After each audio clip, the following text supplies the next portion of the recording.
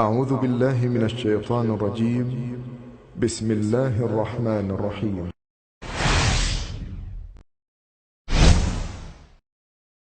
آدم اور حوا علیہم السلام دونوں اللہ کے حکم سے جنت میں تھے۔ اب ابلیس لگا اپنے وسوسے شروع کرنے، اور ہم نے کہہ دیا اے آدم تم اور تمہاری بیوی جنت میں رہو اور جہاں سے چاہو با فراغت کھاؤ۔ جنت بھی کیسی؟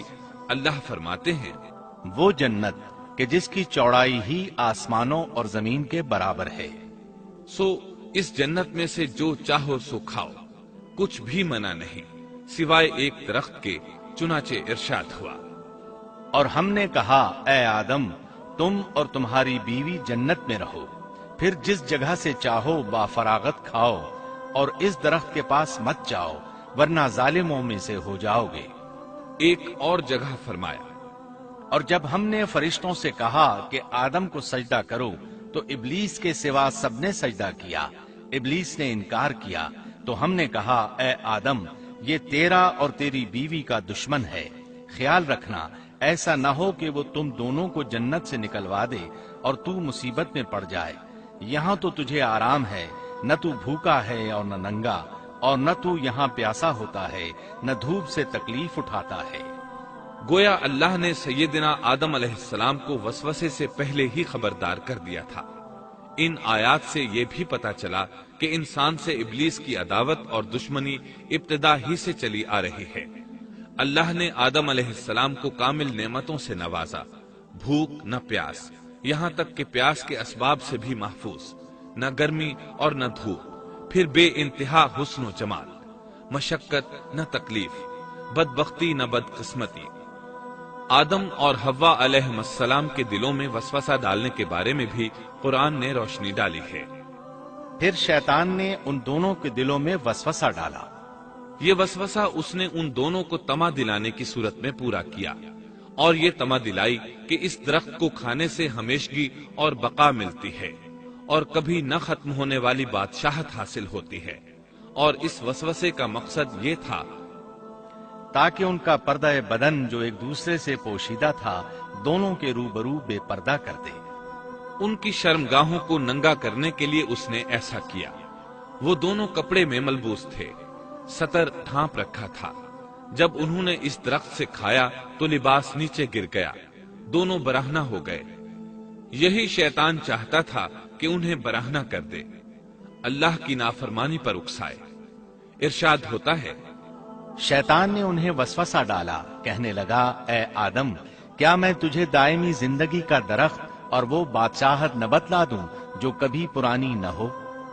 جب تم اس درخت سے کھاؤ گے تو ہمیشہ زندہ رہنے والے بن جاؤ گے اور زبردست بادشاہت حاصل کر لو گے۔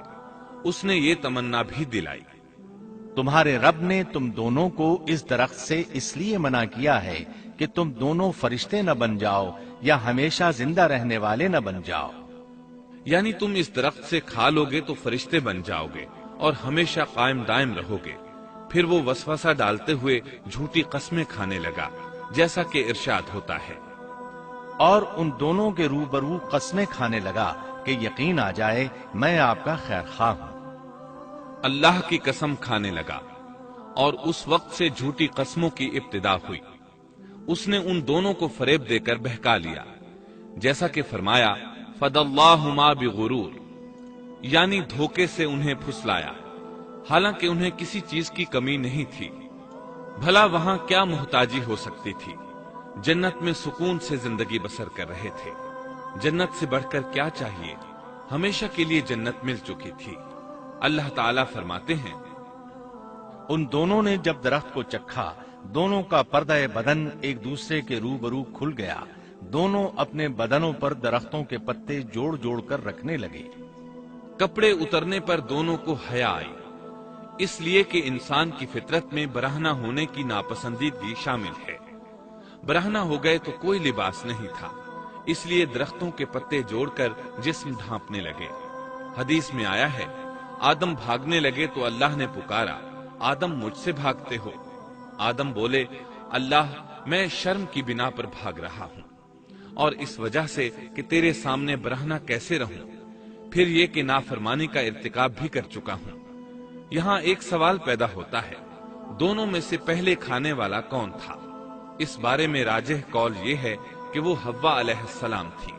انہی نے آدم علیہ السلام کو طمع دلاتے ہوئے اس غلطی پر آمادہ کیا تھا، جیسا کہ بخاری شریف میں نبی اکرم صلی اللہ علیہ وسلم نے فرمایا، اگر حوا نہ ہوتی تو کوئی عورت اپنے خاوند سے خیانت نہ کرتی۔ حوا علیہ السلام نے انہیں غلطی میں مبتلا کیا تھا۔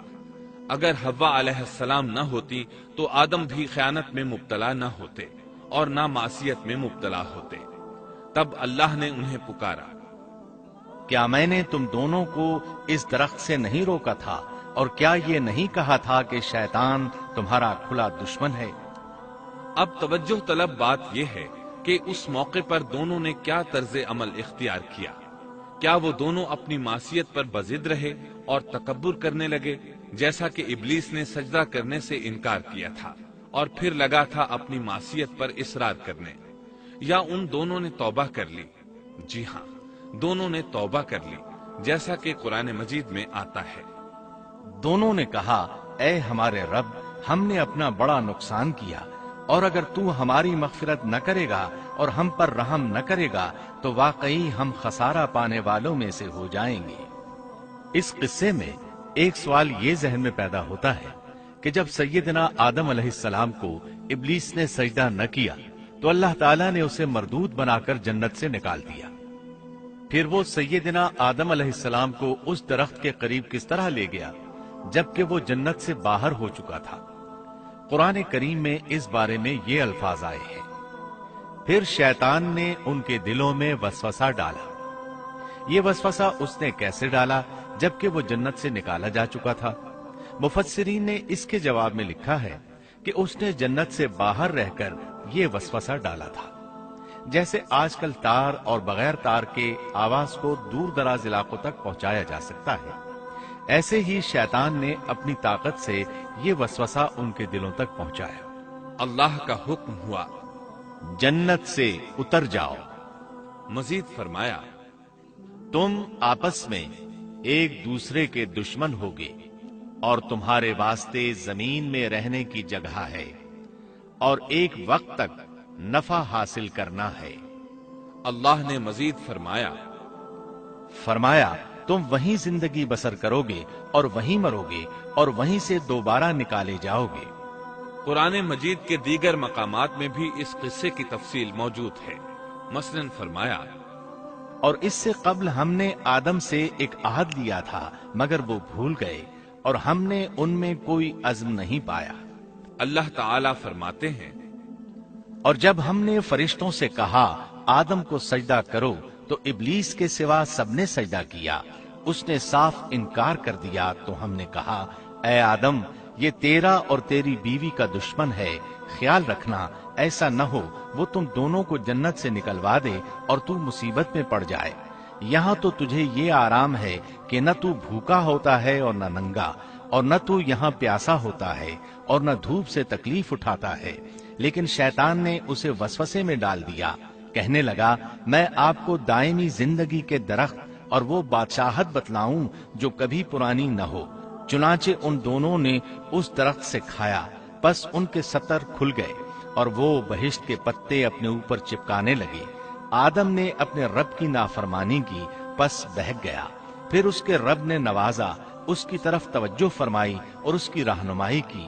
حکم ہوا، تم دونوں یہاں سے اتر جاؤ، تم آپس میں ایک دوسرے کے دشمن ہو۔